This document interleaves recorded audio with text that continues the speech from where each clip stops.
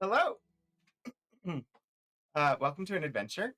Um, I am Anthony Wright de Hernandez, also known here on the Twitcherverse as Rogan27, and this is Archival Adventures, the once a week program where I bring you things from special collections and university archives here at Virginia Tech.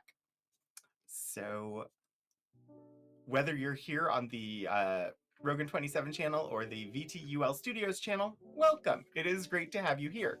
Let me see who else in chat today. I see Key Squared. Thank you so much for the resubscription.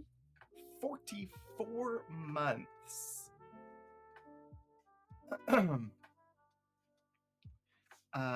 Let's see. Oh, Hannah, hello. It's good to see you. Lord Portico, hello. Hi, Concilians. Wait, unfrozen? Was something frozen? I don't know. Anywho, welcome. It's Wednesday, which means we're gonna look at old things. Although technically archives don't have to be old things, but oh no, something is amiss. Oh?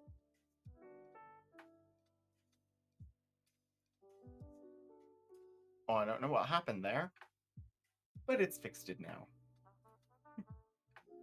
Fixed it. Also, I think I started the captions all correctly, and I see that. And hello.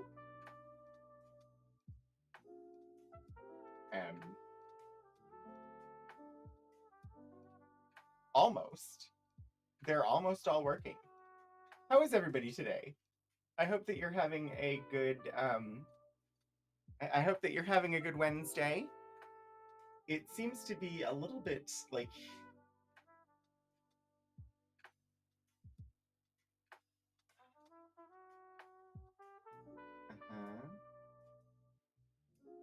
something weird is going on. Hold, please.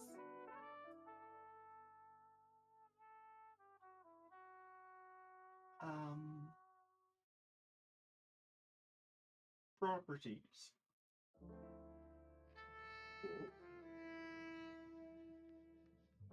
Well, then.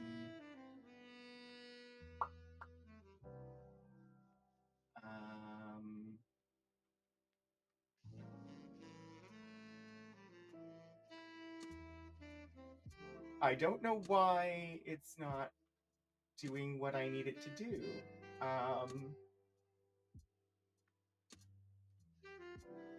Well, that's just fine. Hang on one second. I'm trying to fix the captions over on the other channel. And they are being recalcitrant today. It's not recognizing the audio source.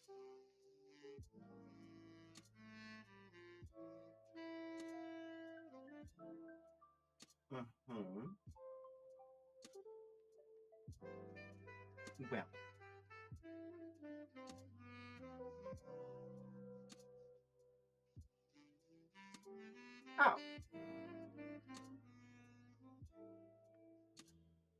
Let's see if that fixed it, maybe? There we go. This happens when you run a stream and you update any software at all. Whether it's on Windows or Mac, software updates have a tendency to change your audio settings, and when it's a setting you don't normally interact with, it can take a minute to find it. That's what happened here. It was the place I needed audio to be routing from to run the captions for that channel was not set correctly, but it's not a setting I usually have to mess with it. So anyway, let's get this on the road. In the stream? I don't know. Since we will be looking at historic materials, and they are in collections owned by an institution, we just like to reflect on the institution's history as we get started. Virginia Tech acknowledges that we live and work on the Tutelo and Monacan people's homeland, and we recognize their continued relationships with their lands and waterways. We further acknowledge that the Morrill Land Grant College Act of 1862 enabled the Commonwealth of Virginia to finance and found Virginia Tech through the forced removal of Native nations from their lands in California and other areas in the West. Virginia Tech acknowledges that its Blacksburg campus sits partly on land that was previously the site of the Smithfield and Solitude plantations owned by members of the Preston family. Between the 1770s and the 1860s, the Prestons and other local white families that owned parcels of what became Virginia Tech also owned hundreds of enslaved people. Enslaved Black people generated resources that financed Virginia Tech's predecessor institution, the Preston and Olin Institute, and they also worked on the construction of its building. Full versions of those are on the site there. And yeah, it is the first Wednesday of the month, which means, since we're not done yet, the Philip Peltz Journal. This is the journal of the chief engineer of the USS Dacotah during the American Civil War. We've been reading through it, and whoops.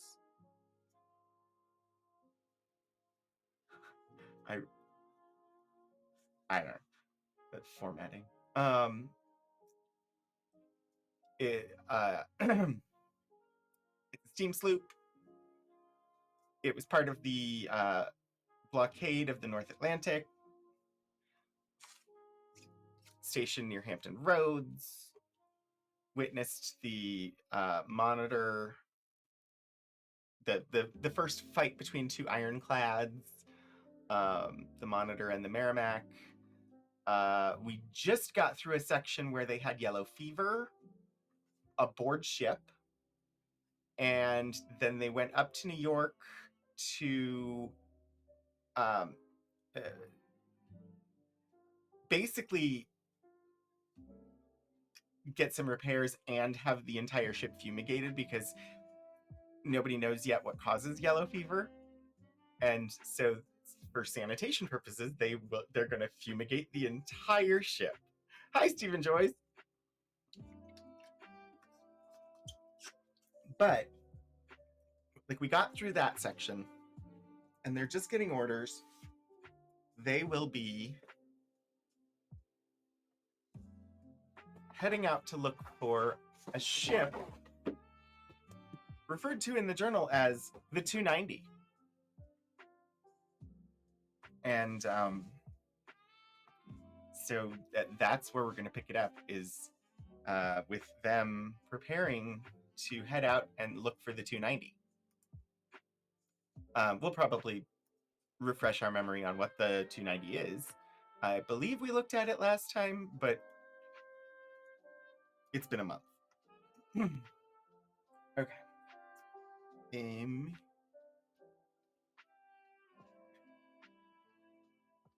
All right, we got the box. And inside of it,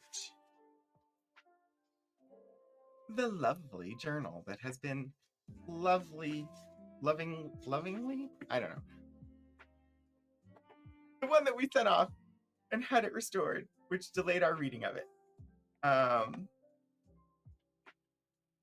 Let's see here. I made myself a note that said page 65. So, this is only the second time I've used this new camera. So we're gonna see how good I am at actually remembering how to use it. Plus, one of the best features about this camera for me is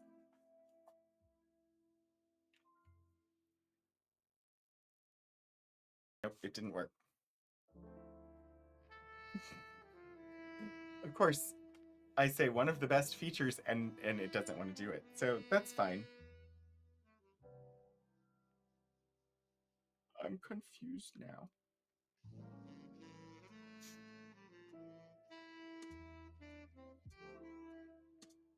Did I do something wrong? Well, at least it's not last week, because last week having the ability to pause the live video was really helpful. I don't know why that's not actively functioning at the moment. I'm gonna try turning it off and on again, because that's basic IT support.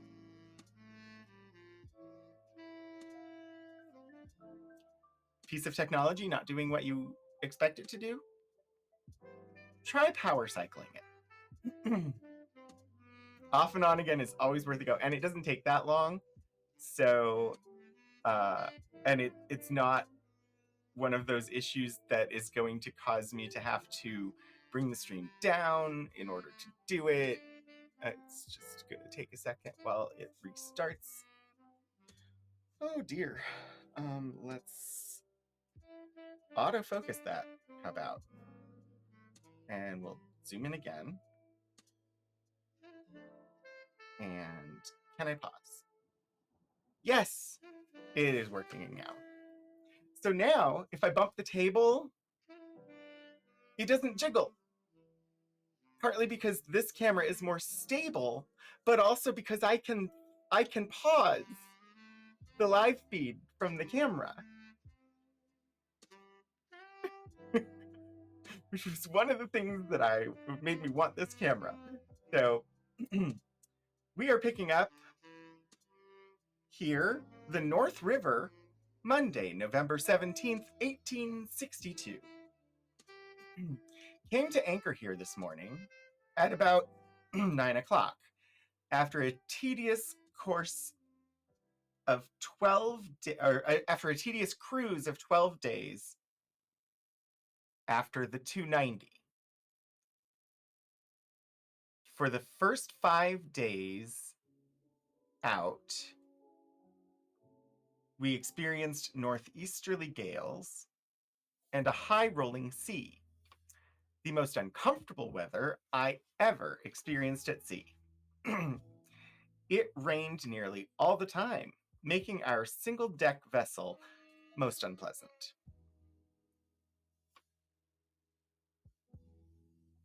For the last several days, we had a dry northeaster, although not so bad as the other. It was unpleasant enough. Apparently, they had some bad weather. During our cruise, we spoke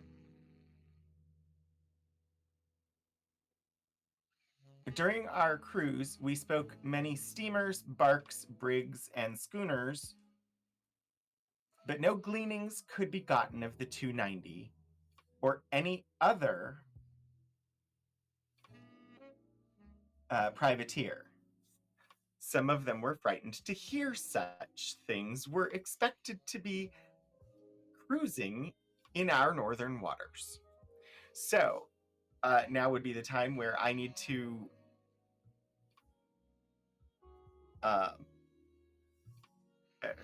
now would be the time where we need to look up information about the 290, which I believe we did last time.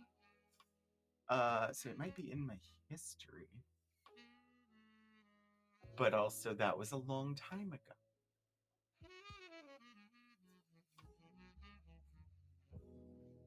Aha, yes. The Secret War of Number 290. Congratulations, Key Squared. You've been randomly selected as a VIP for this stream. Enjoy your digital gemstone next to your name and the ability to award or remove fun points.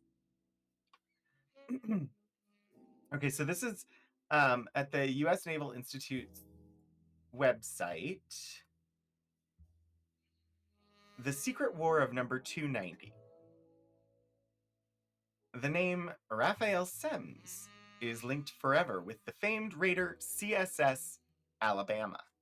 In this abridged excerpt from Shark of the Confederacy, an upcoming Naval Institute press book, however, we meet the man who helped to design her and eventually shepherded her to sea despite intense pressure from Union diplomats.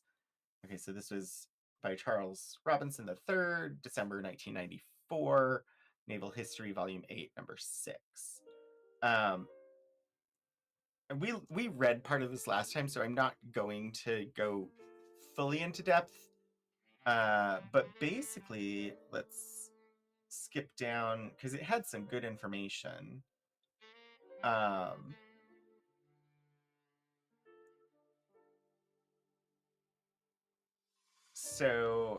Semmes basically in Britain they commissioned a ship to be built, and Semmes was the go-to who was having it built. Okay, we'll pick up here. While the Oreto was at sea, Bullock was pushing completion of number 290, which was behind schedule.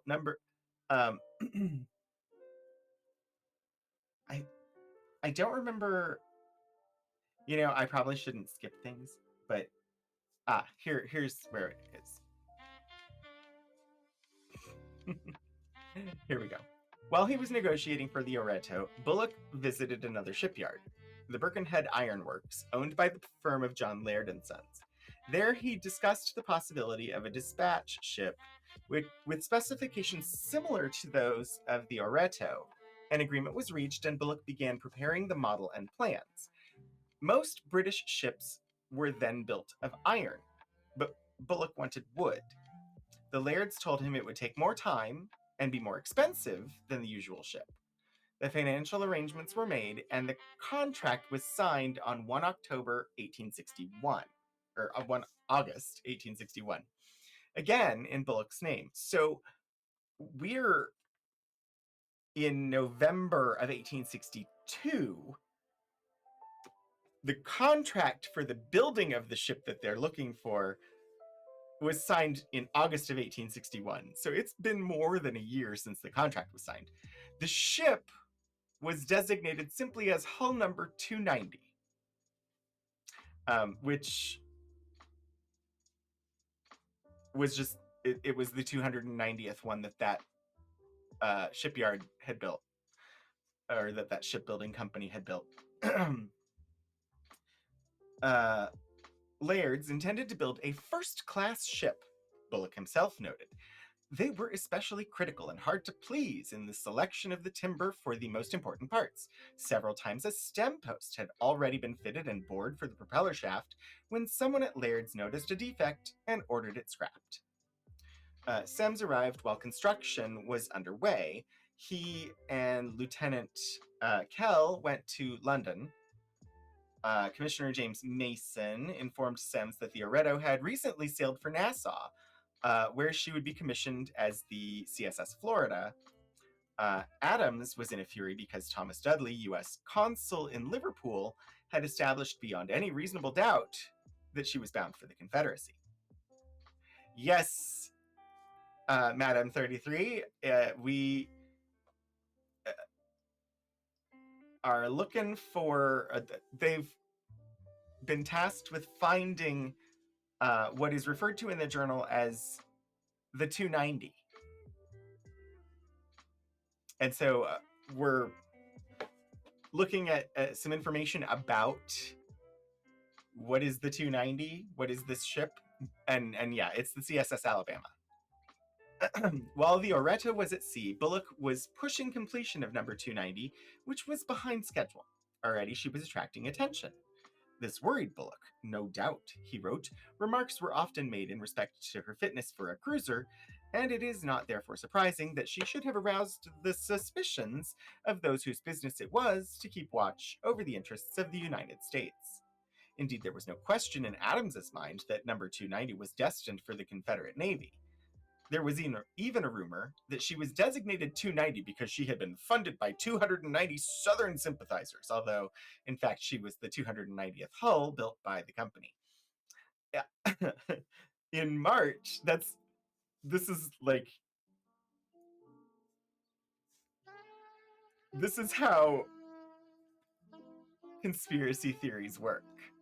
Like, oh, that's an odd name. It must have some special significance, and somebody makes up a story, and then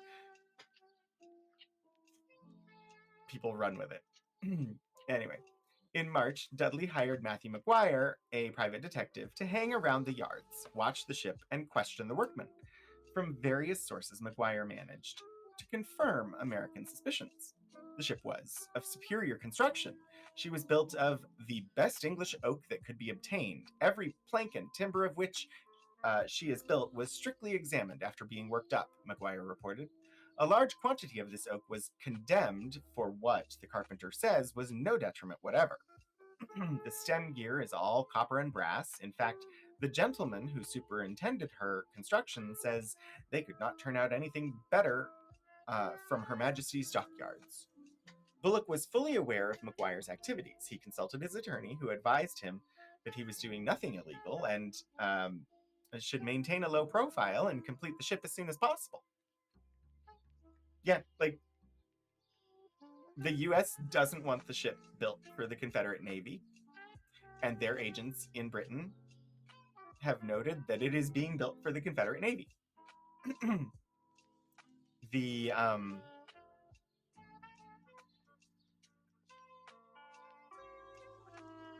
Confederacy wants their ship built, and they contracted to have it built.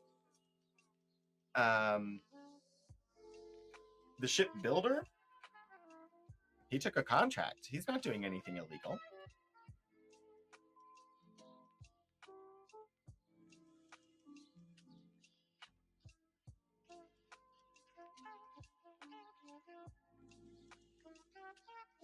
Sorry, I'm getting weird information from...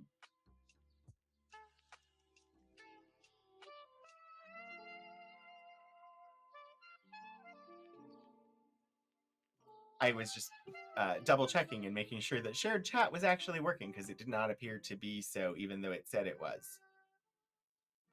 Anyway. Yeah, the builder, he wasn't doing anything illegal.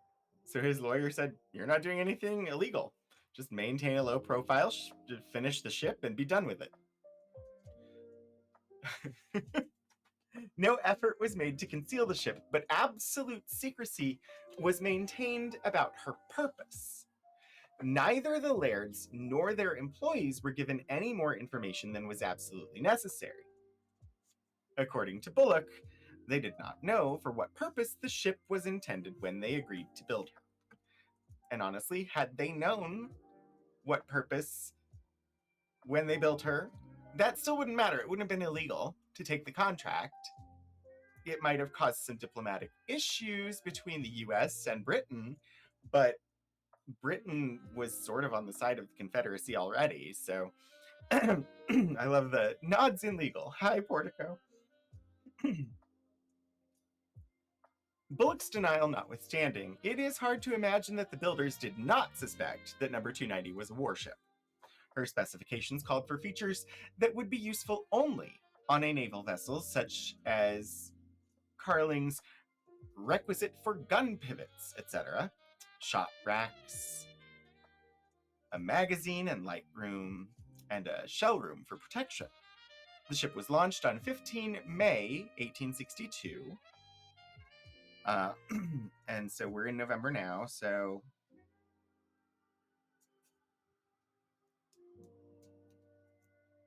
the ship is 6 months old now. She was called Enrica, the Latinized form of the name of the woman who sponsored her. 2 tugs took her under tow immediately and moved her over to the graving dock. Before she was secured, the cranes began loading her machinery. Confederate Secretary of the Navy Stephen Mallory had ordered Bullock to command the new ship, but Bullock offered to relinquish that honor to Semmes. But there were no orders to that effect, and because Semmes found nothing else available for him or his officers, he felt it better to return to the south. Together with Surgeon Galt, Semmes and Kell obtained passage to Nassau on the Melita. This ship was owned by a firm of blockade runners. Semmes ascertained that the Melita would not try to run the blockade, which meant that he and his officers would be safe if she was overhauled by a U.S. warship. The voyage was made without incident, and they arrived in Nassau on 13 June 1862. From there, they planned to catch a blockade runner into Norfolk. Another recent arrival was Commander Terry Sinclair, who brought a letter from Mallory ordering Semmes back to Europe to assume command of number 290. She would be called the Alabama. Semmes immediately wrote to Mallory and accepted the command. He said he planned to return with Kell and Galt, along with Lieutenant B.K. Howell of the Marines, who had arrived in Nassau a few days earlier, as had Lieutenant John M. Stribling. Semmes wanted Stribling to go back as well, but Maffitt asked, there are so many names here, that he be transferred to the Florida. Then he wrote Commander J.H. North, another Confederate agent in Great Britain, saying he would return as soon as possible. In the meantime, he asked North to do me the favor to inform Bullock immediately of this change and to request him to proceed with the preparations of the ship precisely as if he were to command her himself.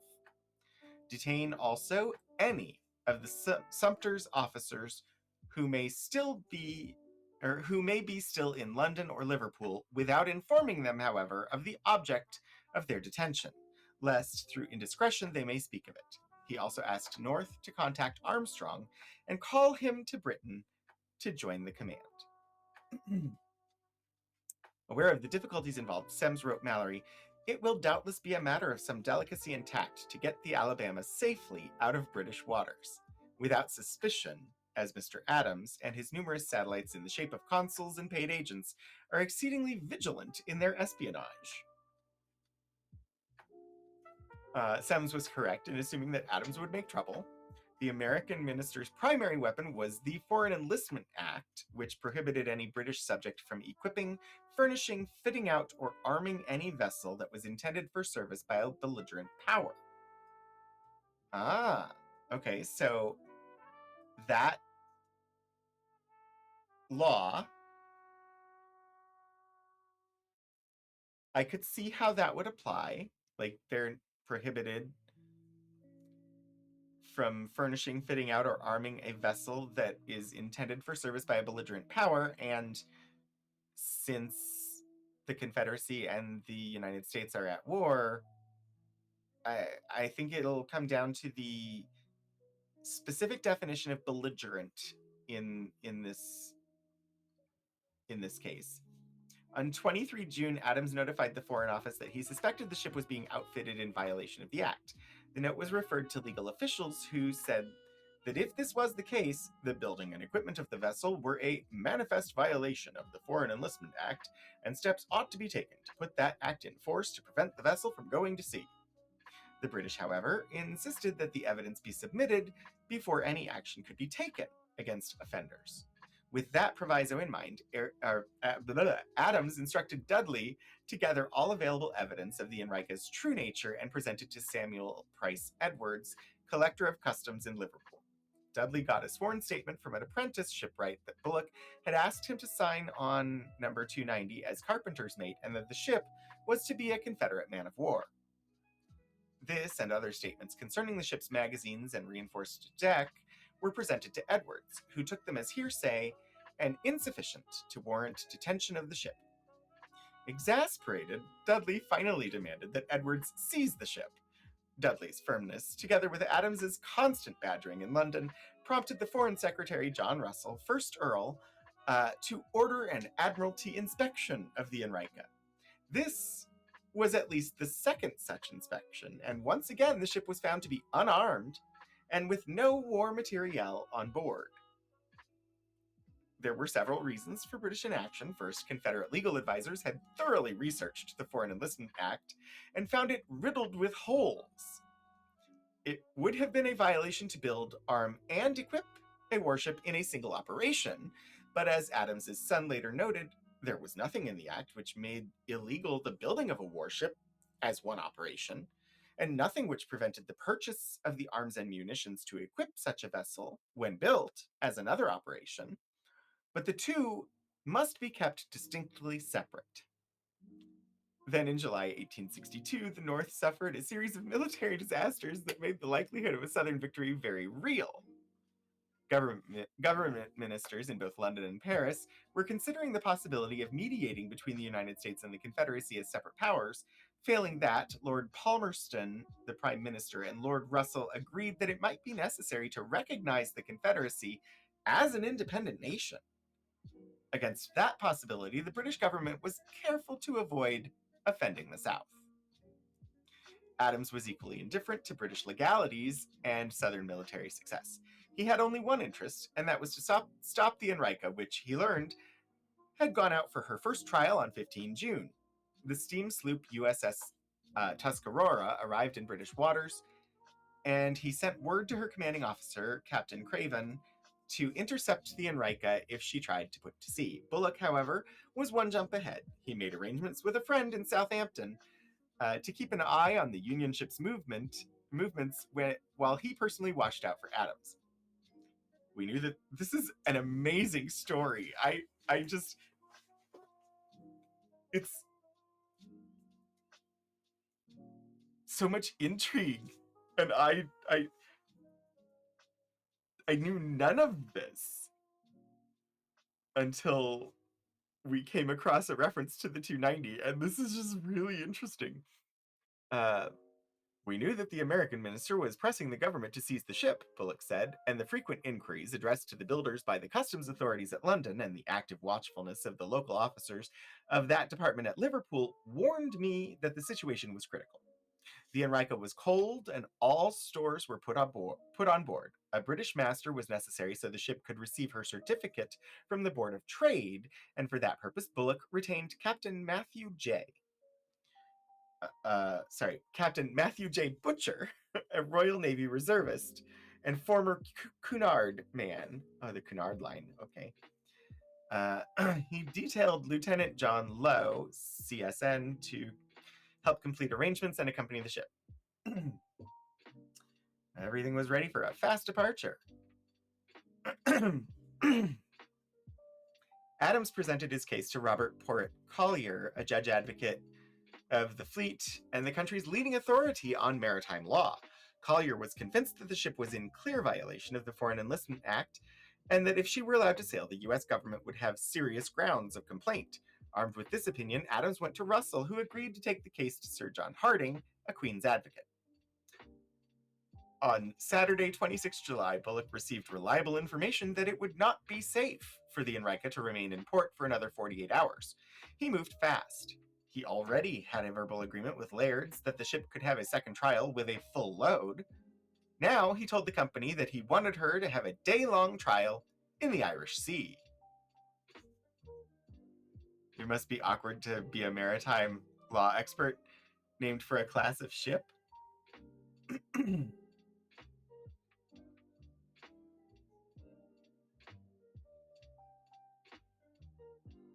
Collier? Or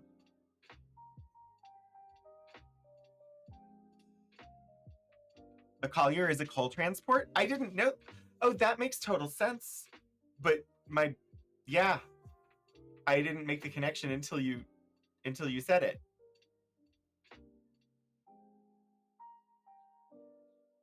Okay, now he told the company that he wanted her to have a day-long trial in the Irish Sea. Butcher was ordered to ship more hands and have everything ready to come out on Monday's tide. Privately, Bullock told him to load more coal and complete his stores because the ship would not return. Lowe and other trusted Confederate officers were also sent aboard. Luck was on Bullock's side.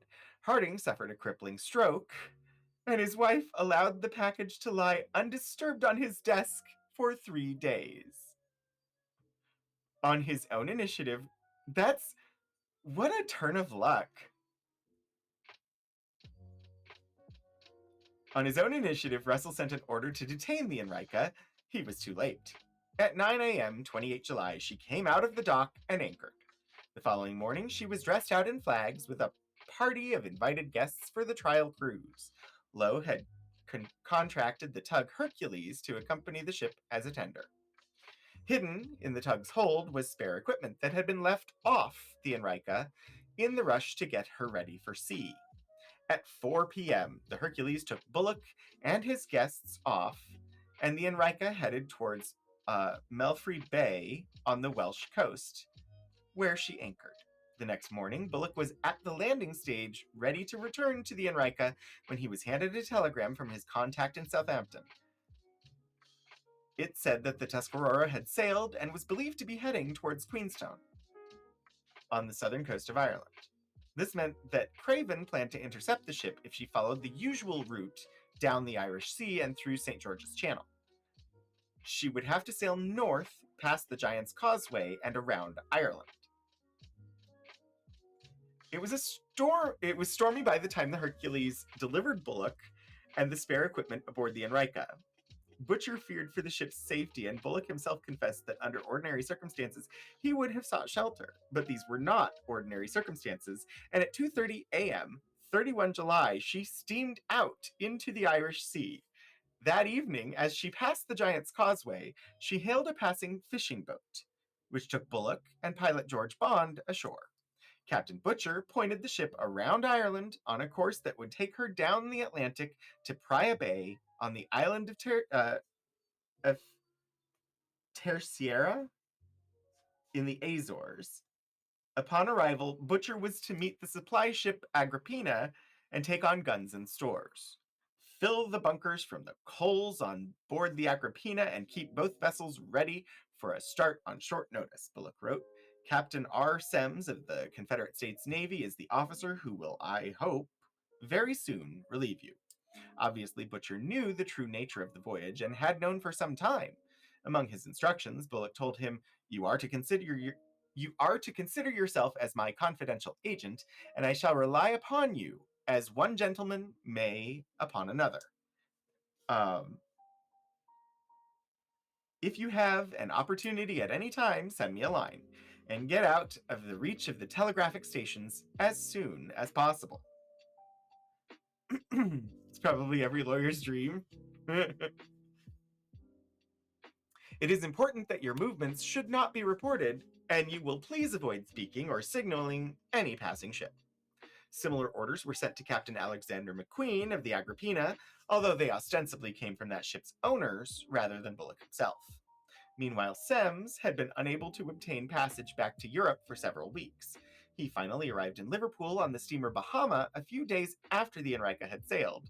He was very cautious in his actions and quietly built up his staff of officers to avoid conflicts with the Foreign Enlistment Act.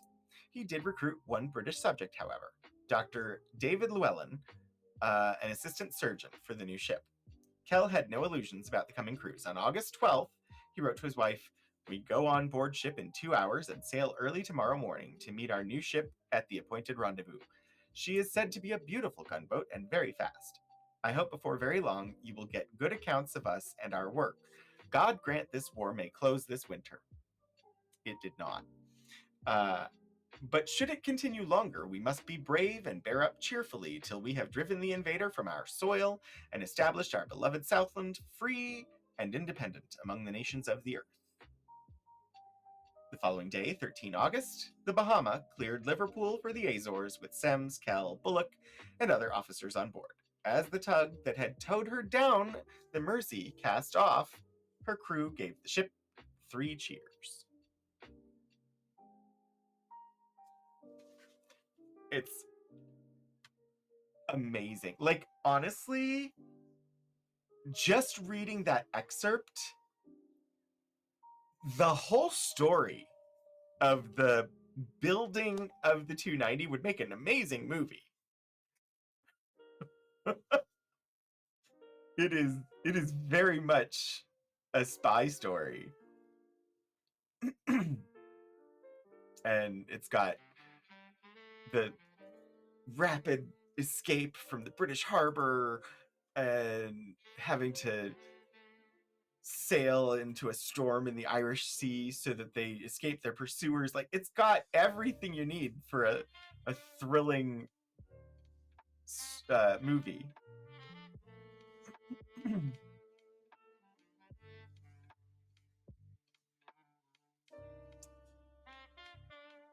Okay.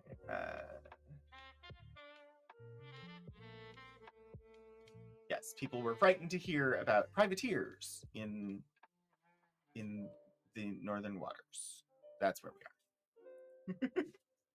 are. We cruised some few miles to the southward of Cape Hatteras, and then tried to lay to under sail, but the current was so strong that we drifted so much to the eastward that we obliged to couple up again and steam away. So we steamed the whole time during the cruise. Our captain, doctor, and some others have been ill during the entire run, brought on no doubt from the inclemency of the weather.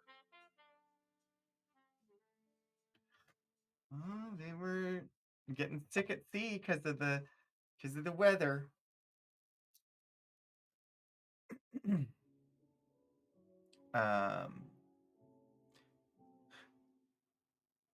We glad to make Cape May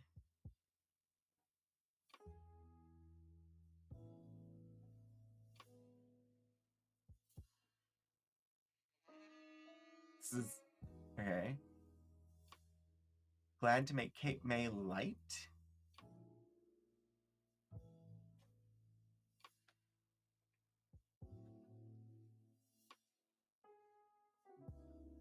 I'm zooming in further because I'm uncertain what this says.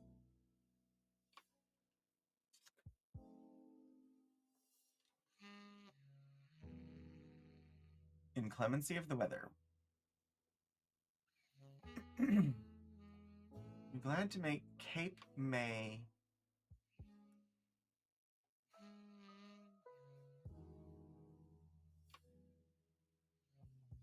Barmagut. Yeah.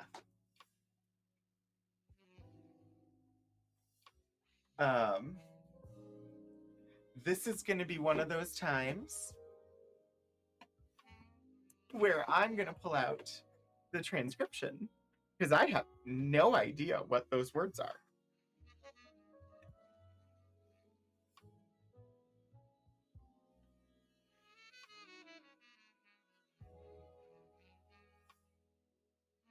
We all were glad to make Cape May light through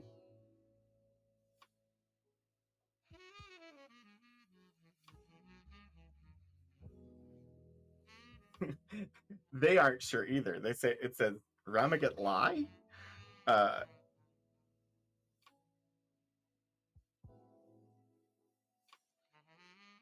And much more so to make never sink and Sandy Hook.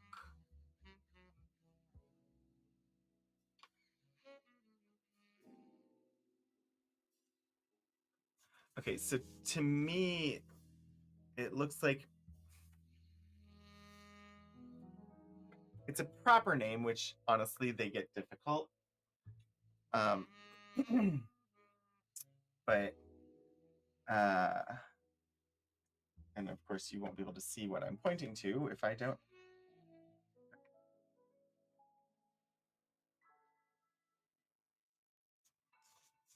This definitely looks like light.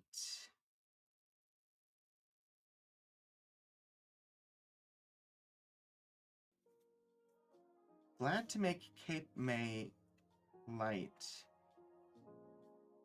Then I think it's Barnegat light, and much more so to make Never Sink and Sandy Hook. I think those are all locations.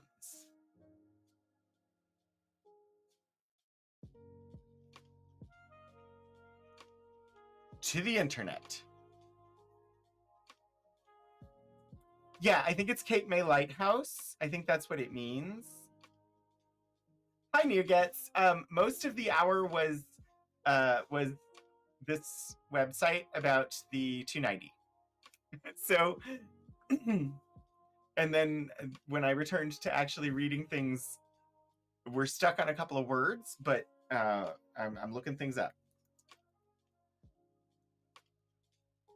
So thank you, Hannah, because you're absolutely right. Where he says Cape May Light is just short for lighthouse, so it's Cape May Lighthouse. And then the next one was, I think it's Barnegat. Yeah, Barnegat. Barnegat, which whoever transcribed it before did not. They did not figure out what that said. And then never sink.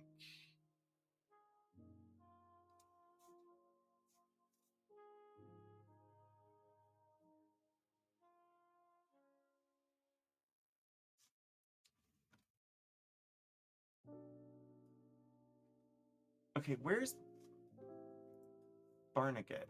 Barnegat is in New Jersey.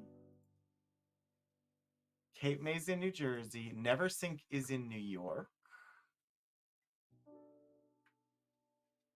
But that's not near. Is there a Never Sink lighthouse, I wonder?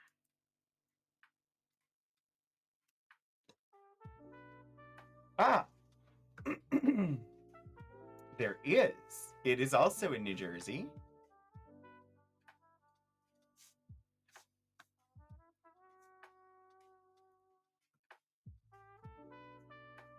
So the Cape May Lighthouse, the Barnegat Lighthouse,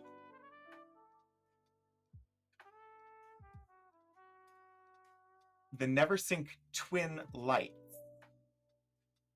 a non-operational lighthouse and museum, which I'm assuming was operational at the time, located in Highlands, Monmouth County, New Jersey, overlooking Sandy Hook Bay. And Sandy Hook was the fourth part mentioned in the journal. The twin lights, as the name implies, are a pair of beacons located 246 feet, 75 meters, above sea level on the headlands of...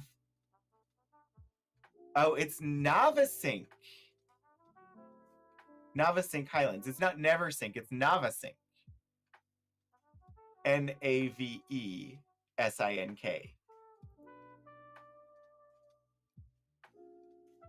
Well, that clears things up quite nicely. So it was a very confusing section, but with the context, it makes total sense. Our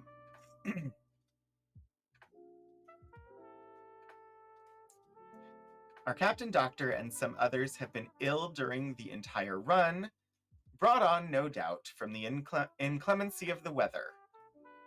We're glad to make Cape May light, then Barnegat light,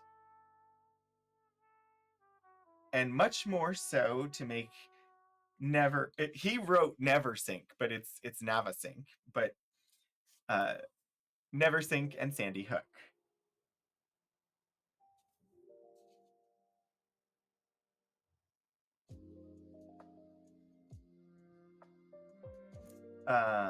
We expect to have some few days here to cork and do some little repairs to the boilers, after which we will go again, no doubt, in search of the 290. So they went out to search for the 290, which is which we read about, but is operating as a privateer on behalf of the Confederate Navy. And they went out for a 12-day run and encountered some really bad weather, and now they've come back and are looking forward to repairs, followed by heading back out to continue looking for the 290. All right. Hampton Roads, Saturday, November 29th, 1862. We arrived here this morning. Okay, November 29th. So it was the 17th before, so we've jumped forward 12 days. We arrived here this morning. The run was pleasant and calm. On the 27th, we left New York in company with the Passaic. The weather being propitious, the Passaic was hermetically sealed and ready for a gale. I think he's being a little bit exaggerative in describing it as hermetically sealed, because that would be incredibly difficult to do. To literally hermetically seal a ship. If you're not familiar with hermetically sealed, means something is any type of sealing that makes a given object airtight.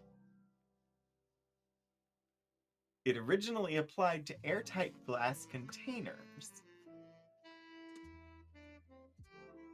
So airtight meaning literally preventing the passage of air, oxygen, or other gases. I doubt he's referring to a true hermetic seal. A true hermetic seal in the tradition of the trickster god Hermes. He's exaggerating for dramatic effect? Yeah, I don't know. But basically,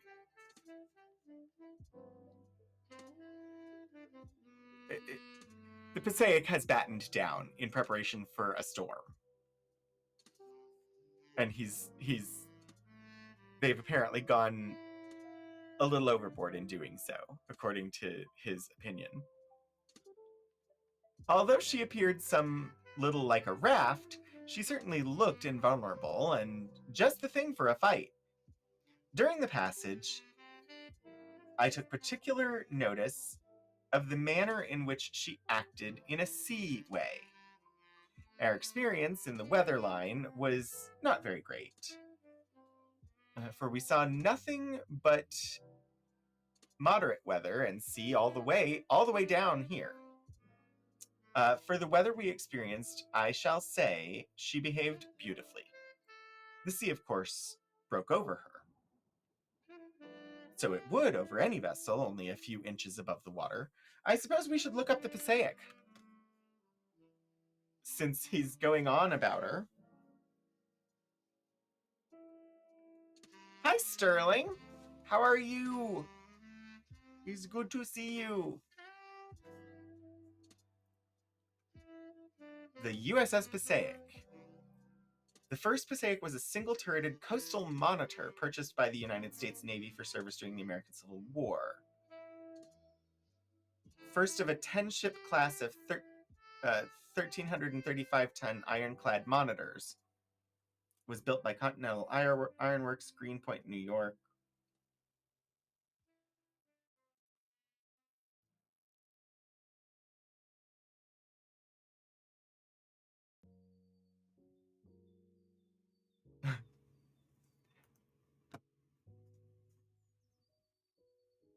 This image is captioned Passaic in gun trials at the Palisades, November 15th, 1862. It's from Harper's Weekly.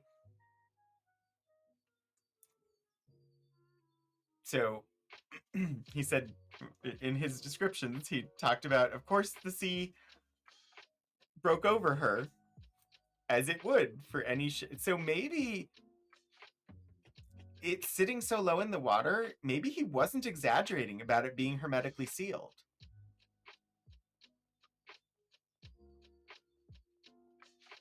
Although it probably wasn't. No, he probably was exaggerating because they probably let oxygen pass through. It was sealed to prevent water from passing through, I assume.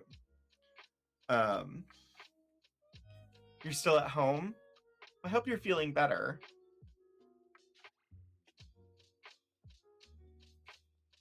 Our experience in the...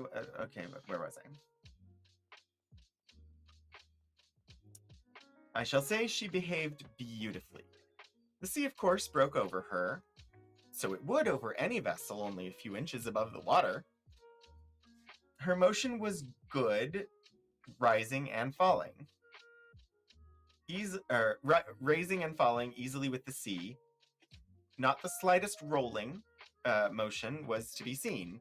Several times during the passage, they were obliged to stop and arrange the steering apparatus, it not being entirely completed before the vessel left the Navy Yard. It'll be installed on Tuesday.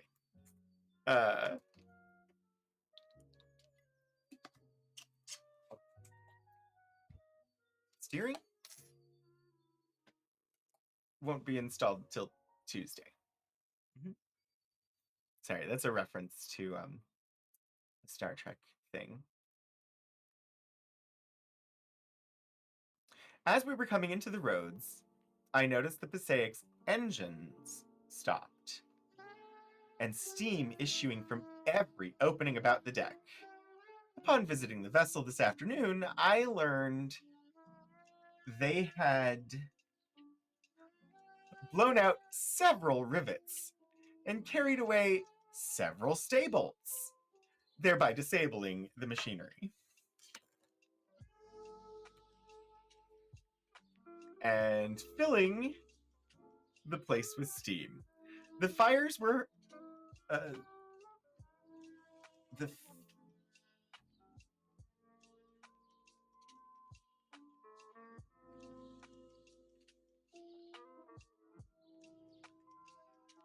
the fires were hauled? I don't know what that means.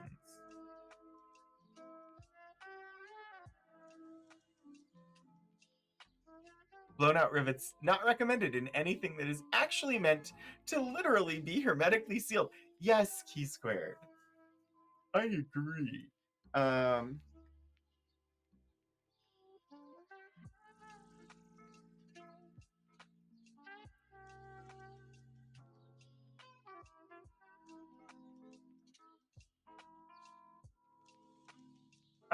Okay.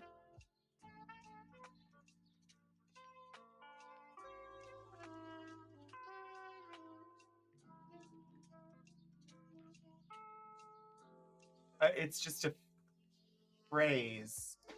Hauling just refers to fighting fires on board ship. According to the AI overview, I haven't actually checked its sources yet.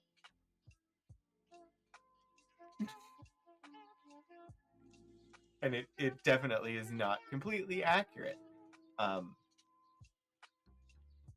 But I have found a source.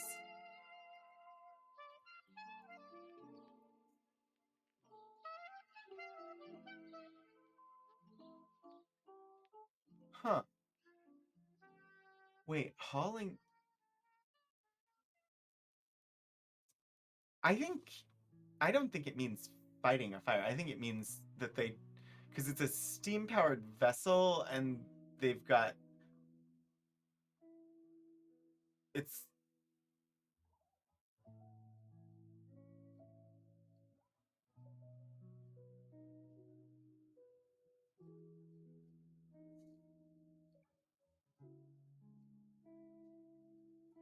I think they literally took the fire out of the boiler. And that's what the phrase is referring to, is literally removing the flaming coals from the boiler to stop the steam engine.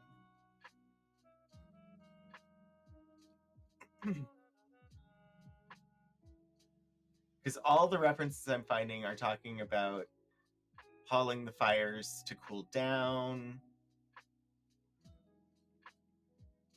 hauling fires from the injured boiler.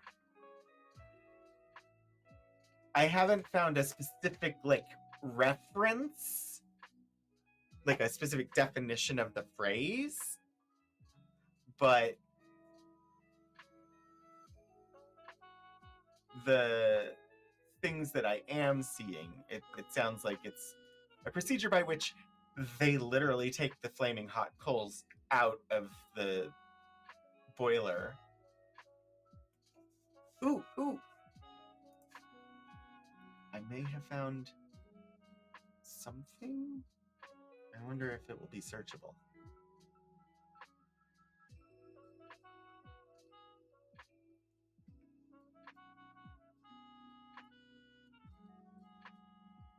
Okay. This is on a Wikimedia site, and it's about the Spanish-American War, which is before the Civil War. But isn't it? No. Yes? No. I don't know. I don't know dates. I don't remember dates.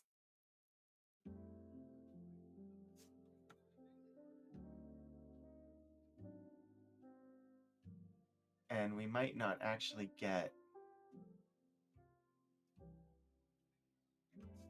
Okay.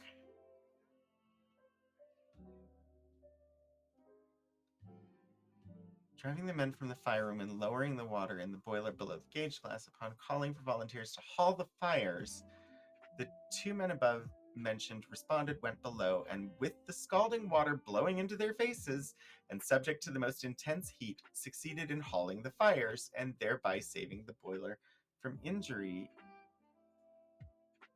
Yeah, it's interesting that I can find the phrase in use, but I can't find a definition.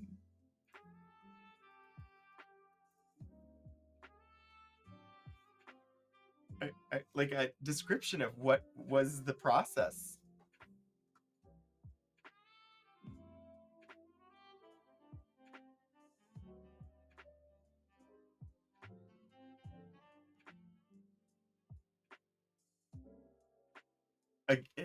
I'm getting the same results I had before,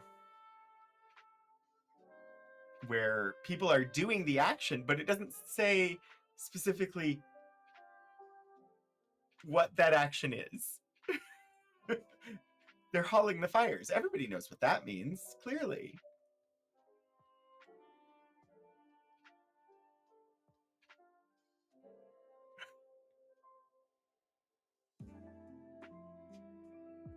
Okay. I don't usually do this, but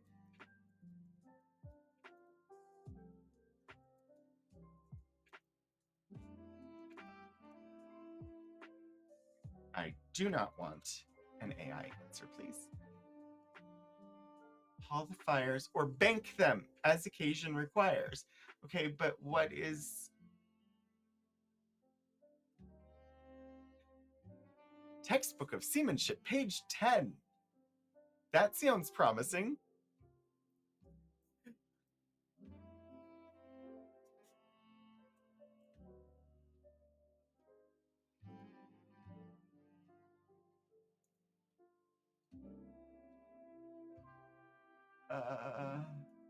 Still not there yet, though. Hauling the main sheet. Lots of things to haul, apparently, on ships.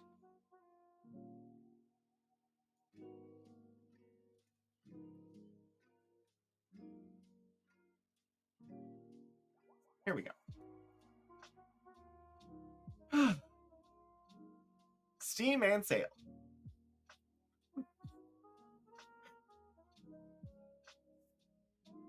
When a steamer goes ahead fast, the vanes are very deceptive. The wind appearing more ahead than it really is.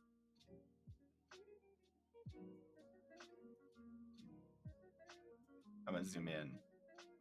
I'm really curious. I'm glad I'm actually pursuing this and finding out a real definition. When in doubt, set the flying jib as a wind feeler, steady aft the trysail sheet, or haul out the spanker.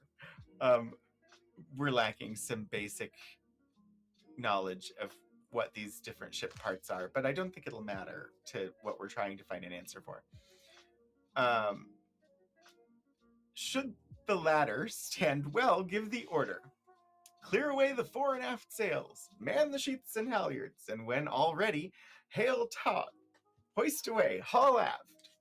Join the jibs taut up and trim down the sheets. Hoist the staysails and trim aft. Haul out the spanker is certainly a set of words. Yes. The things that we read on this stream. One effect of the combination of sail with steam power in propelling a ship is to increase the efficiency of the screw, for as it then has a part instead of the whole of the resistance of the water to overcome its slip is diminished. Care must be taken that the main topmast staysail does not catch fire from the smokestack. Should the wind draw aft, you may try the foresail, and if that stands well, get all the canvas on her that will draw to advantage, excepting the mainsail, which, on account of the smokestack, remains furled with its cover on or is unbent. Note, when making sail on a steamer, the senior engineer should be duly informed with regard to the engine that he may haul the fires or bank them, as occasion requires. Heavy banks are such that the fires may be spread and steam got up in a little while. Light banks require more time to get ready. Okay, so hauling the fires is just another name for banking the fires. I like the cut of your jib. It is a phrase, Shadow's Life. Boy, that was hard to figure out.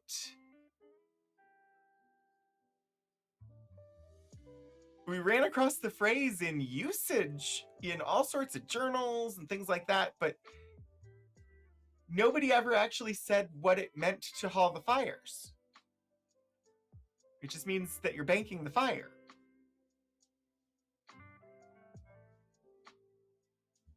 So that it won't go out, but isn't like actively burning. You've totally been here the whole time. I believe you. Anyway, let's see. Let's go back to the document now that I understand a little bit about haul the fire. The fires were hauled, of course, and then the vessel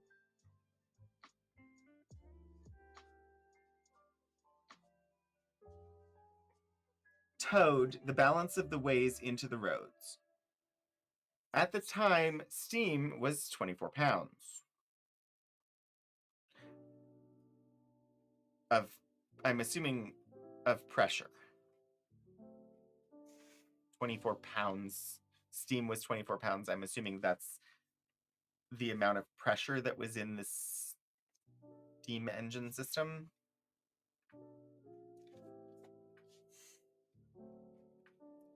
Sunday, November 30th. Early this morning, the Passaic left here for Washington Navy Yard. Towed by 2 tugs. Upon examination of the boilers, they found the damages so great from the explosion that it would be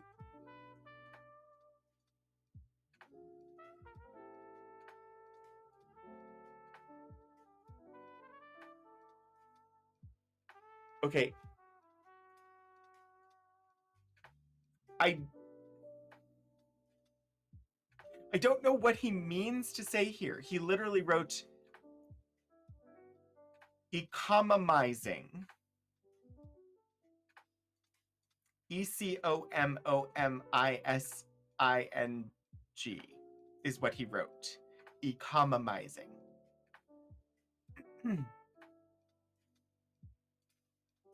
I think he means economizing, actually, now that I'm reading it. The damage is so great from the explosion that it would be economizing time to go to Washington, where they can have things put in order in a short time. Yeah, it just... But he wrote economizing, and that made me hesitant. We all looked upon her with a feeling of regret, and felt sorry to have so serviceable a craft to leave a duty for which she was intended. Went on shore today and had a good run out toward Hampton. Owing to the distance being a little longer than we appreciated, we came to at a temporary hotel,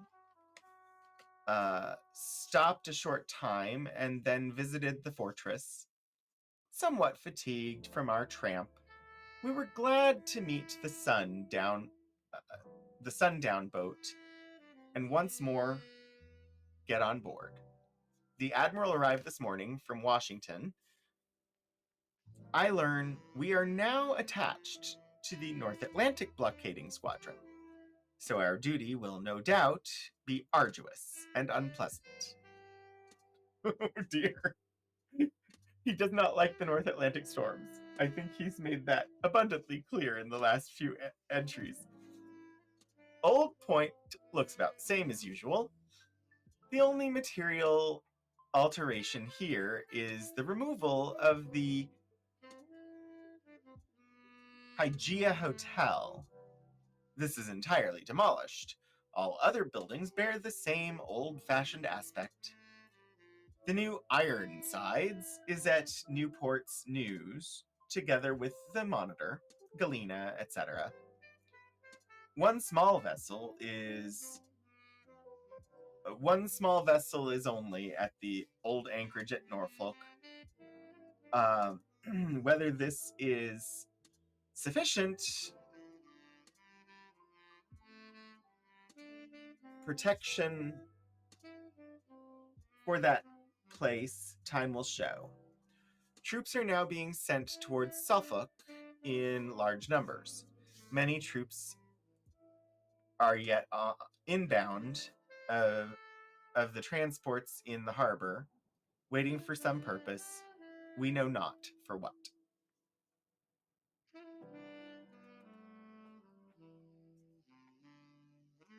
Okay. Hampton Roads, Wednesday, December 10th, 1862. Everything hurly-burly as we are getting ready for a departure. Coaling ship, receiving provisions and stores. Boats going and coming constantly. Officers leaving and returning. Some on private missions and others of different offices. And others of different officers. Missions. Private missions versus the missions of other officers. It's interesting.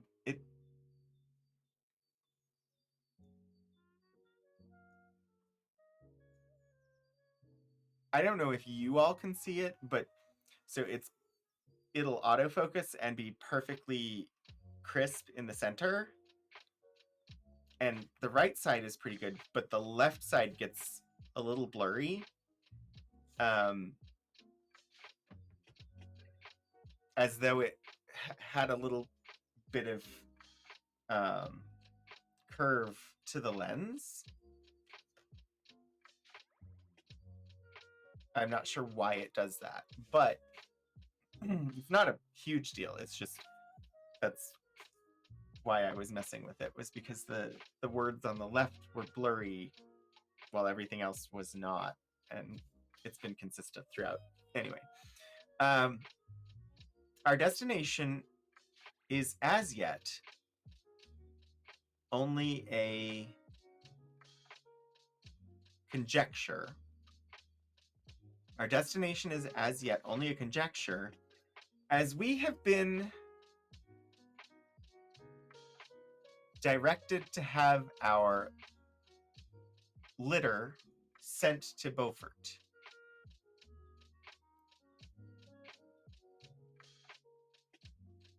Yeah, I'm pretty sure it says litter.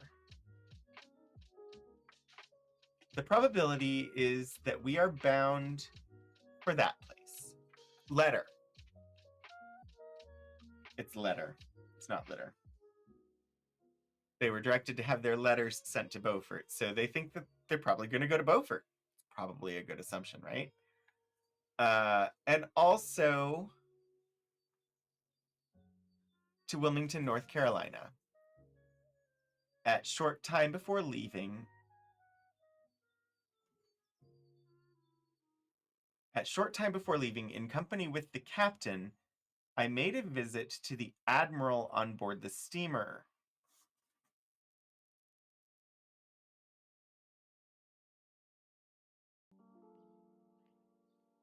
Okay. This is a thing that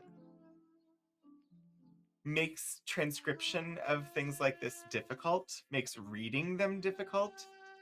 I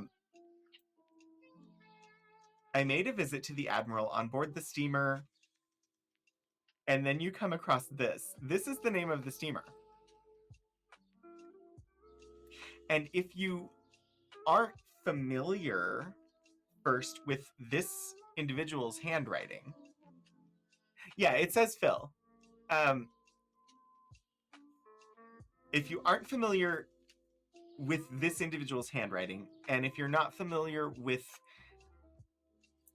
abbreviation conventions of the time, and especially as used by this person,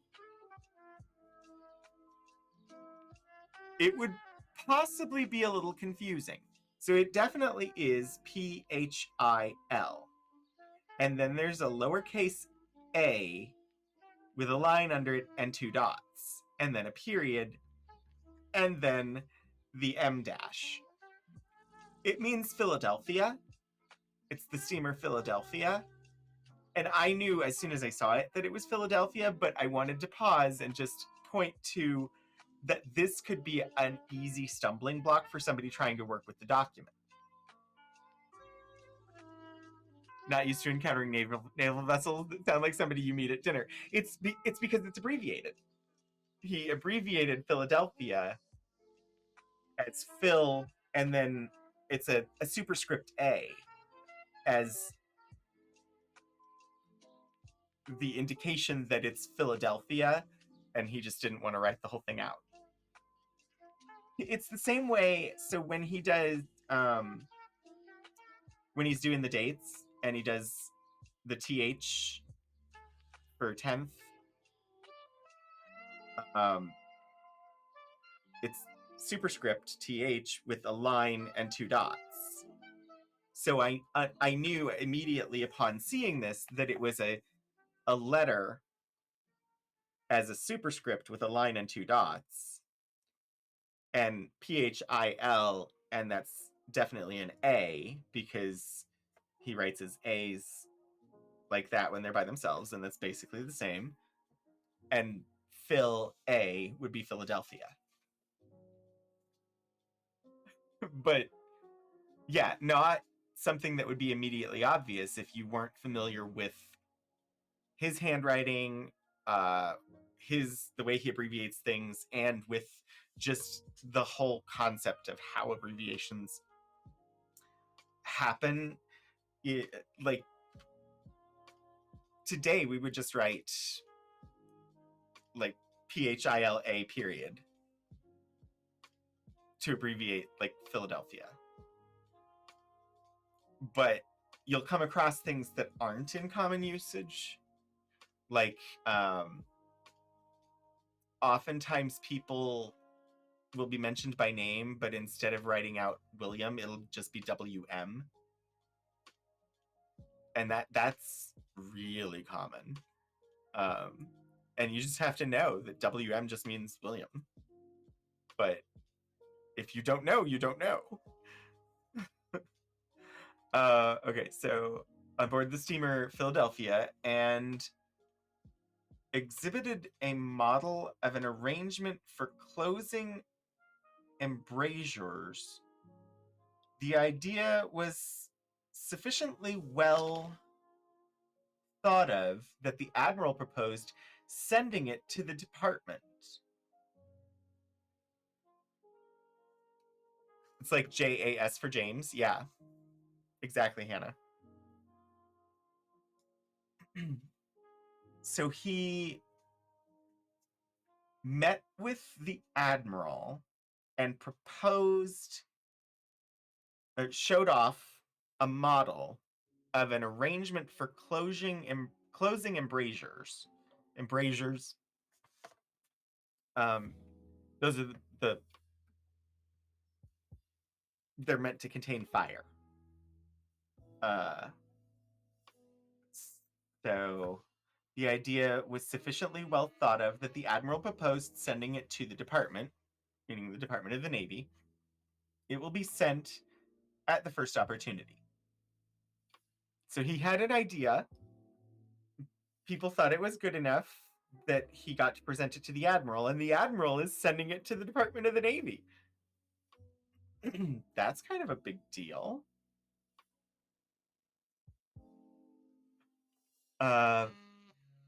Visited the shore for the last time and came on board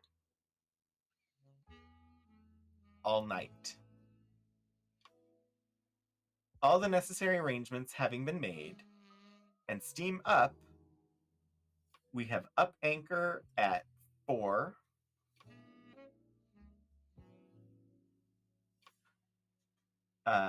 p.m. Sorry, it's the first time he's done that, where he wrote out the word and then put the Arabic numeral in parentheses after it. And I just had to pause because I wasn't 100% sure that that was what he was doing. But yeah, he's just wrote the number 4 after writing the word for.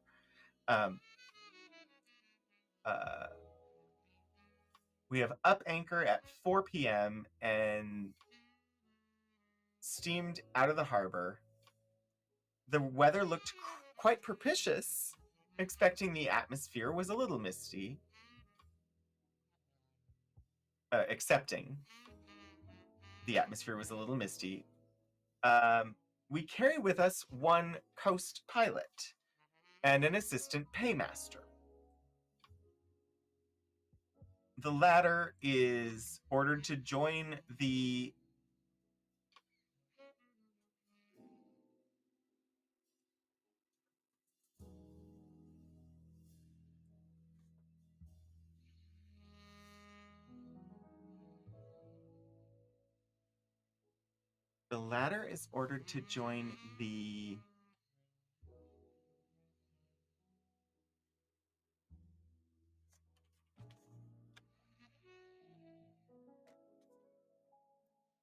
Okay, I don't know what this word is.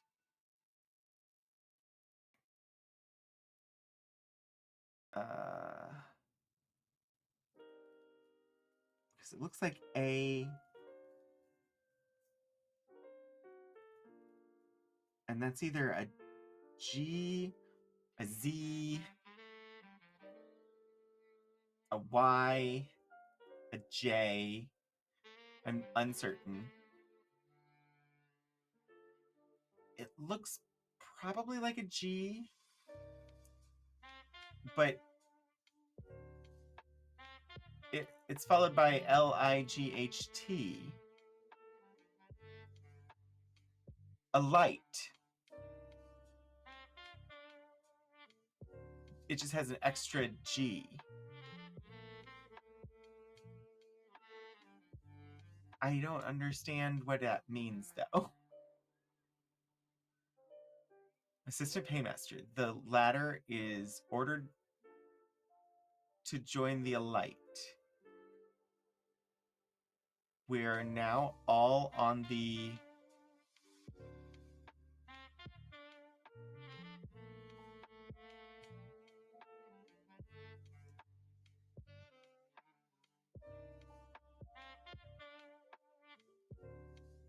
QUI to know what we are going to do. Okay. It's not you. So we've got a couple of confusions here. I'm going to check and see what the person who transcribed it before, because they weren't trying to read it live, so they could have spent plenty of time figuring it out.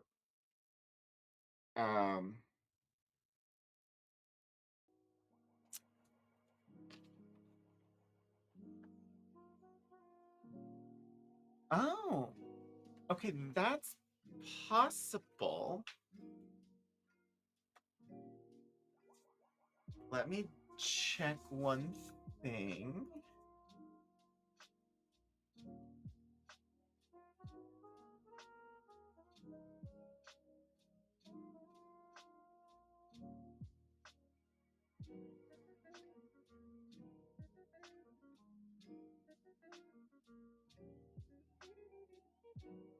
Yeah, no, that isn't a thing.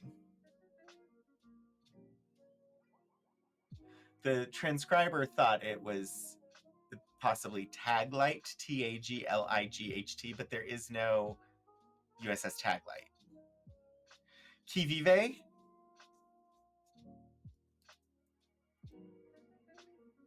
On the qui vive is an actual phrase.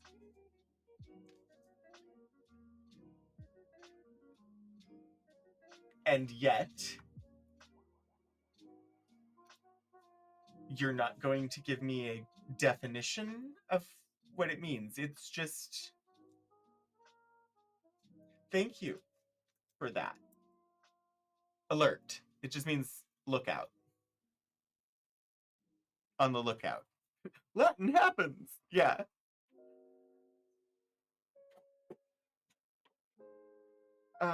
But ordered to join the, I don't know what that is. I had assumed that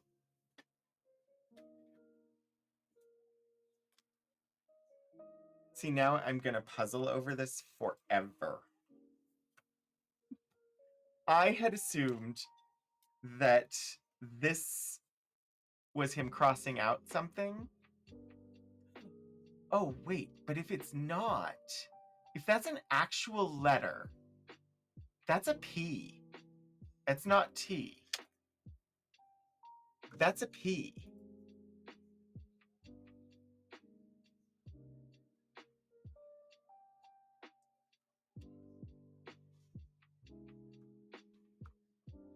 Or it could be a D, but I'm pretty sure it's a P.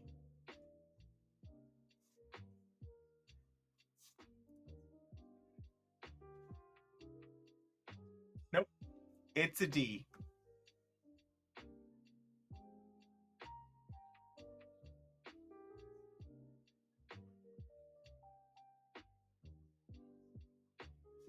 The USS Daylight.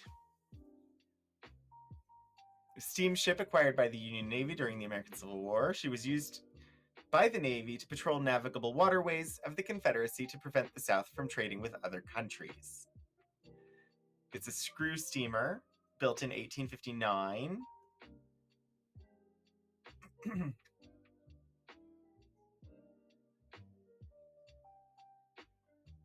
Assisted in the establishment of the Union blockade at Wilmington, North Carolina, which is where they were heading. Departed for Hampton Roads. So we're okay. Damaging shot in her hull. She continued her duty attacking Fort Fisher on 4 November 1862. During this attack, she lost her second cutter and its crew. By the time she sailed for Baltimore and repairs, she captured repairs completed. Daylight Hill. Okay, so where we are now in December of 1862, the Daylight had been attacking Fort Fisher and lost her second cutter and its crew. So that would be why that would be why they needed to then send new people to be stationed on the daylight. And so the assistant paymaster that they were transporting is going to be joining the daylight.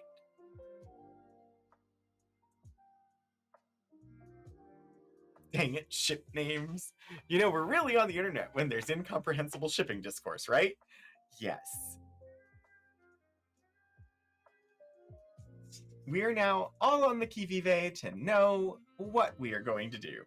We hope for a fight. We've been laying stagnant so long, we now begin to wish for an opportunity to shake off our slothfulness and have a real good engagement. It is now believed that we will have an action at Wilmington where all our anxious disposition will be gratified.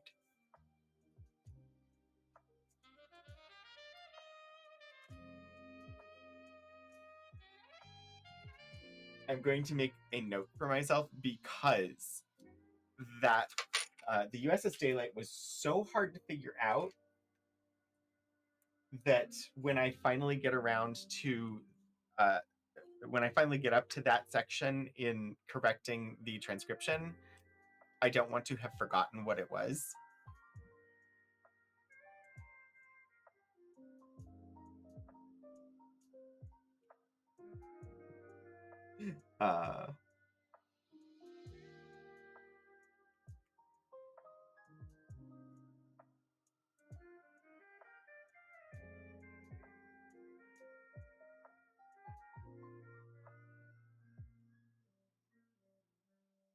So I will have a random post-it note that just says, Assistant Paymaster assigned to the USS Daylight. And you know, that post-it might sit there for years, and in a few years' time, I won't have any idea what it was about. But that doesn't matter, because it just needs to last until I get to that section.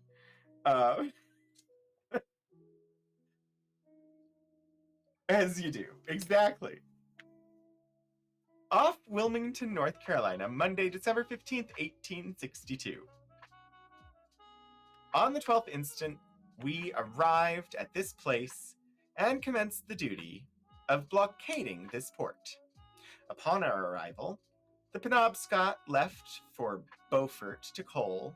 Her absence will be probably 7 or 8 days. The movement of the rebels on shore and at the fort are quite visible. Steamers are plying between the fort and the opposite side of the river and running to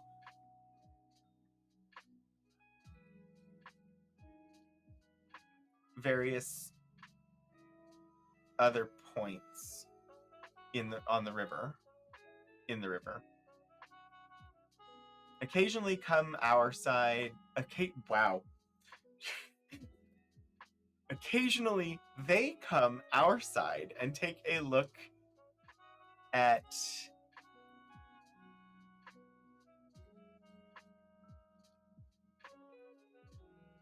us, but not within reach of our guns.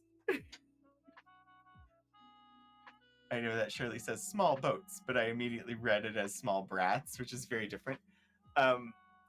Small brats would be very different, but he has talked about brats a few times. In fact, I think no, he earlier today it was barks, but yeah, he has mentioned brats before. But yeah, that is small boats. Occasionally they come our side and take a look at us, but not within reach of our guns. If we make any more, or if we make any move, they pop back quickly. Small boats are constantly running along the coast in the vicinity of the fort and in the vicinity of the inlets. Several have been seen today, together with one schooner. Lights are seen every night from several points on shore. Some of them are range lights so that blockade runners can go in without any trouble after they make the light, provided they get clear of the numerous vessels that are now blockading here, which is not very probable. With our guns all run out ready for firing. And steam up. Cable ready for slipping. With all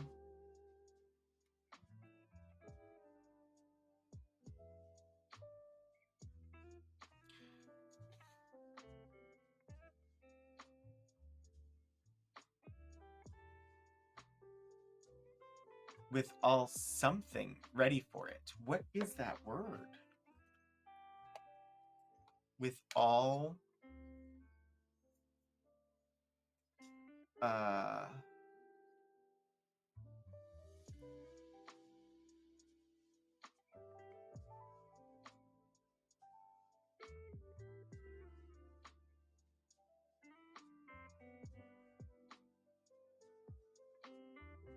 it ends in OLS.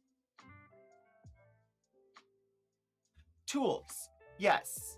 No, it is. It is tools. That fits perfectly with his handwriting. Because he does tend to sometimes write O's by mistake as though they were I's or R's. So yeah, definitely it is tools. And yeah, thank you, Key Squared. So in a moment, we can be underway. In the distance, masts can be frequently seen. As yet, all that have been overtaken proved to be only legitimate duty, loaded with something else but contraband of war. You should pack yours away and dash off. Key Squared, thank you for joining. We'll be finishing up relatively soon, so you won't miss much.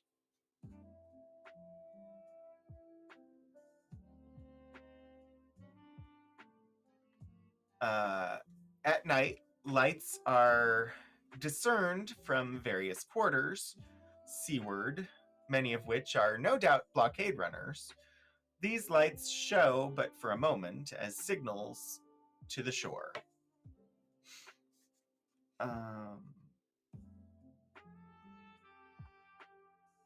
To ask how things are and to ascertain whether it would be well for them to come in or whether they should continue on down the coast.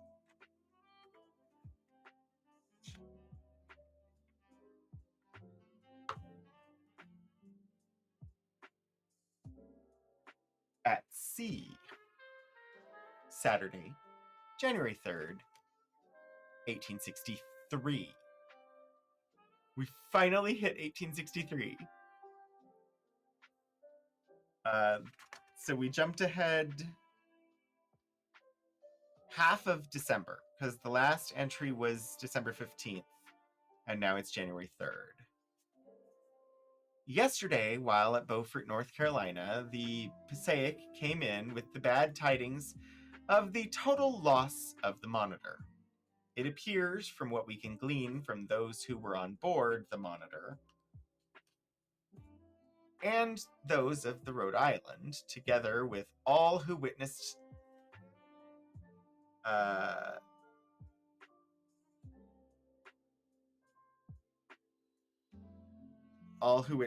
the sad catastrophe, that on the 31st of December 1862, 1 a.m., the Monitor, together with the accompanying vessels, encountered a severe gale off Ocracoke Inlet, North Carolina. The Monitor sprung a leak just where the upper and iron portion of the vessel joins to the wooden portion.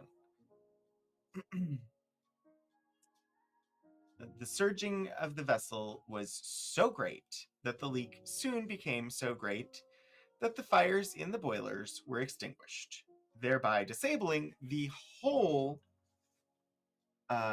eponymous. No, the whole. That is not eponymous. The whole engineers department. Um, the water continued to increase until they thought it advisable to abandon her. Ropes were thrown out in every direction, and all succeeded in getting safely off, save 2 engineers. 2 engineers and 12 men. Oh, 2 engineers, 2 ensigns, and 12 men. They either had not courage to leave the turret and come down on the deck in the water, or else they disliked to leave the vessel as long as she was afloat. The former is assigned by some to be the reason the Monitor is said not to have gone down as long as they could see her after leaving her. The night was so dark, the distance they could see was short. The Passaic suffered some and will regain some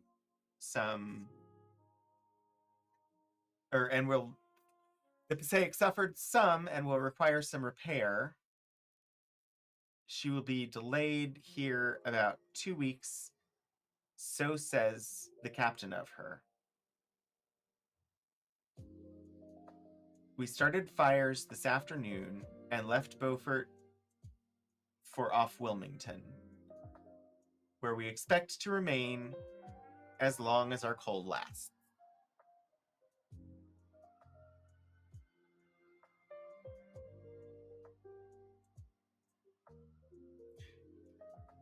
Minnesota.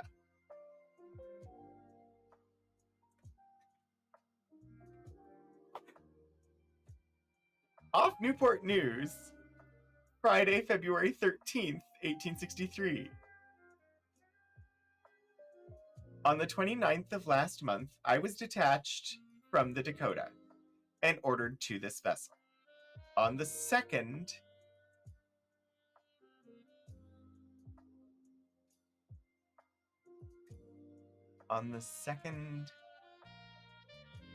instant, I left Beaufort, North Carolina in an Army transport, Pocahontas drawing then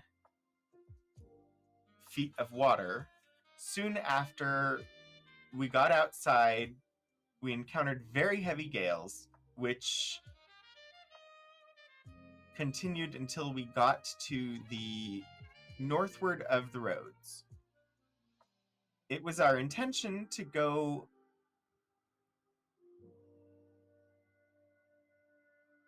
to the round by the way of New York, but when we got as far as Hog Island, we were obliged to put back to the roads for coal, thus blasting all of our grand expectations. On our way up, we saw the Weehawken in a terrible gale. She seemed to stand it very well, since we have heard she has arrived all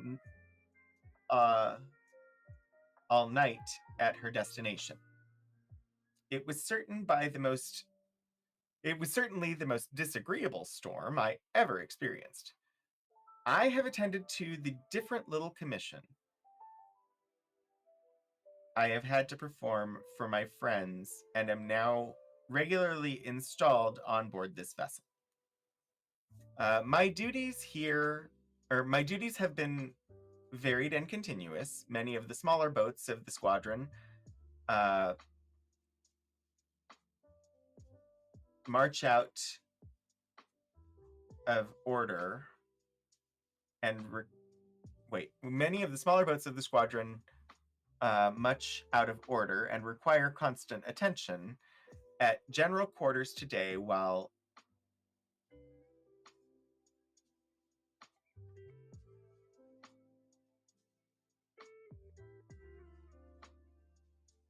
appelling boarders, one of the men was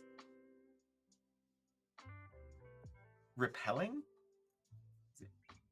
That doesn't look like an R, but that would make more sense. Yeah. At general quarters today, while repelling boarders, one of the men was shot through the head. The ball coming out of his face by a black man. Historical terms. Troops are constantly arriving here and landing. It is thought General Hooker is going to try Richmond again by the James River, one side or the other.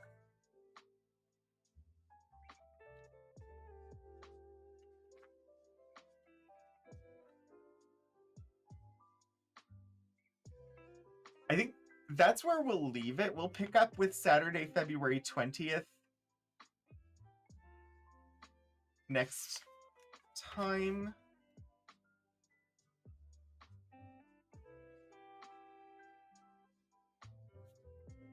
I'm going to remind myself we will revisit / summarize page 71 and then pick up with page 72.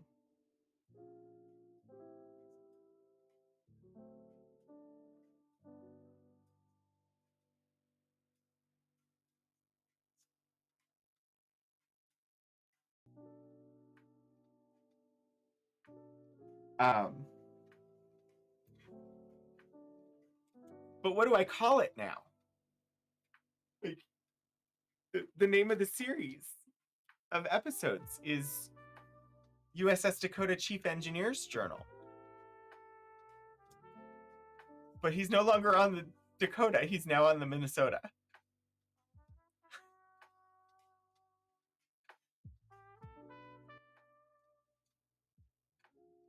I'm probably not going to change the name of the series, but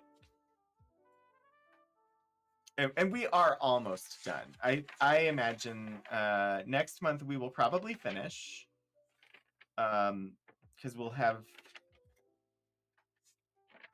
these last few entries, and then there's an article from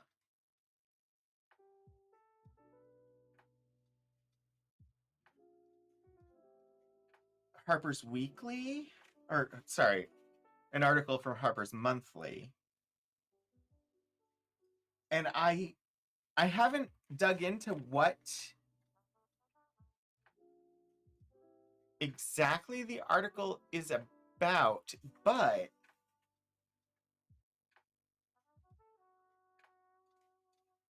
yeah, we'll see. I'm sure it'll be interesting. Chief Engineer's Journal, Civil War Navy Engineer's Journal. Yeah, no, I'm just going to keep it as it is the journal of the Chief Engineer of the USS Dacotah,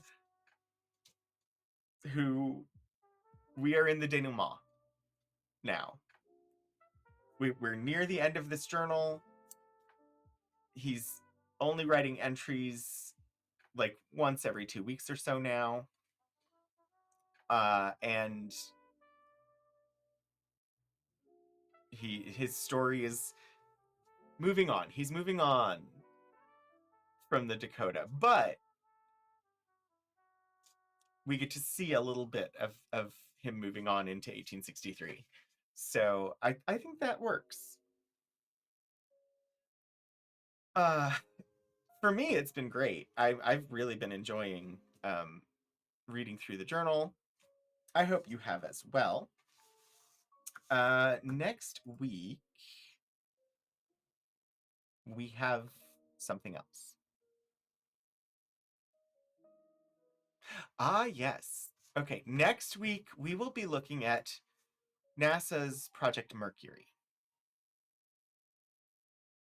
So we'll be using materials from the James Dean collection. Dean, this James Dean,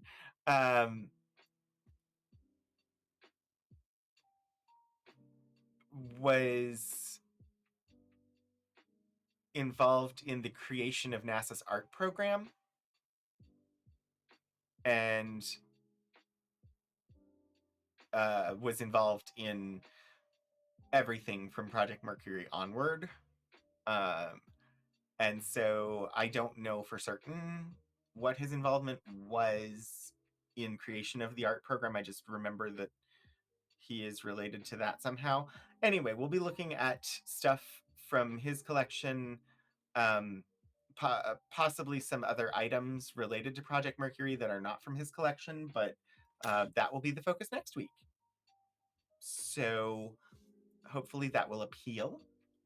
But we're going to go ahead and we're going to find somewhere to read and call this one done. So let me just see here. Where are we going to go? I mean,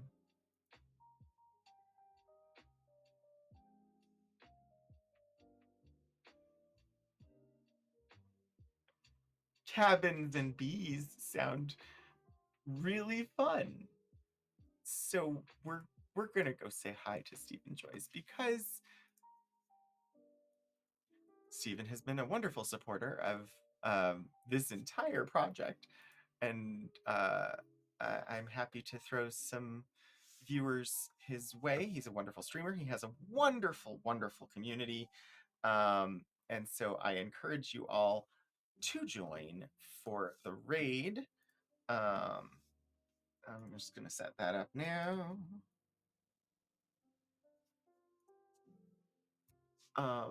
But yeah, thank you so much for joining me. Hopefully I will see all of you again for a future stream. Thanks for being here. Until I see you next, keep exploring history, everybody.